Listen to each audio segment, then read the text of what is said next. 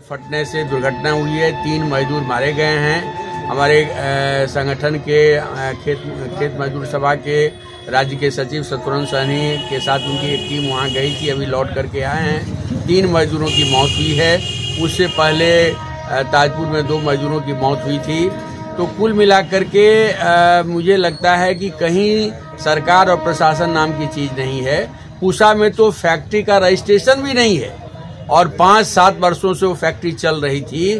तो इसका जवाब तो मुख्यमंत्री को देना पड़ेगा, इसका जवाब तो डीएम को देना पड़ेगा, इसका जवाब तो बिहार के आला अधिकारियों को देना पड़ेगा कि बिहार में बिना सुरक्षा का, बिना सेफ्टी अरेंजमेंट का ये जो फैक्ट्रियां जगह जगह पर चल रही हैं और उसमें दुर्घटनाएं हो रही हैं, तो राज्य सरकार को इसकी जिम्मेवारी लेनी होगी और उन परिवारों को जो दुर्घटनाग्रस्त हुए हैं उनका संपूर्ण परवरिश की जिम्मेवारी सरकार को लेनी होगी। ये हम लोगों की मांग है। और इसके साथ ही साथ हम कहना चाहेंगे कि नीतीश जी अब बिहार पर बोझ बन गए हैं। अल्टा पल्टी का जो खेल की बात चल रही है वो सब अब मुझे लगता है कि गैर जरूरी बातें हो रही हैं। बिहार के लोग, मजदूर, किसान, छात्र, नौजवान, महिलाएं, सब लोगों ने तय कर लिया है कि इस बोझ को उतार फेंकना है, एनडीए की सरकार को बिहार से बाहर करना है। ये जनता की भावना है और इस दिशा में लोग आगे बढ़ रहे हैं। मुख्यमंत्री आए और मुख्यमंत्री चले गए, जनता से उनका कोई सरोकार नहीं है, जनता के सवालों से उनका कोई संबंध नहीं है,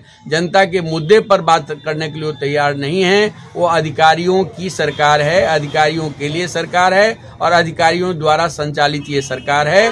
भ्रष्ट निकम्मी सरकार के खिलाफ जनाक्रोश बढ़ रहा है और इस जनाक्रोश के खिलाफ 9 मार्च को पटना में एक विराट महाजुटान होगा, जिसमें संघर्षरत तमाम तबके के लोग, तमाम संगठनों के लोग, तमाम आंदोलनों के लोग पटना में इकट्ठा होंगे भाकपा माले की अगुवाई में, भाकपा माले के आह्वान पर, और वहां से बदलो बिहार का नारा बुलंद होगा। इसी को लेकर के भाकपा माले की तैयारी पूरे बिहार में चल रही है।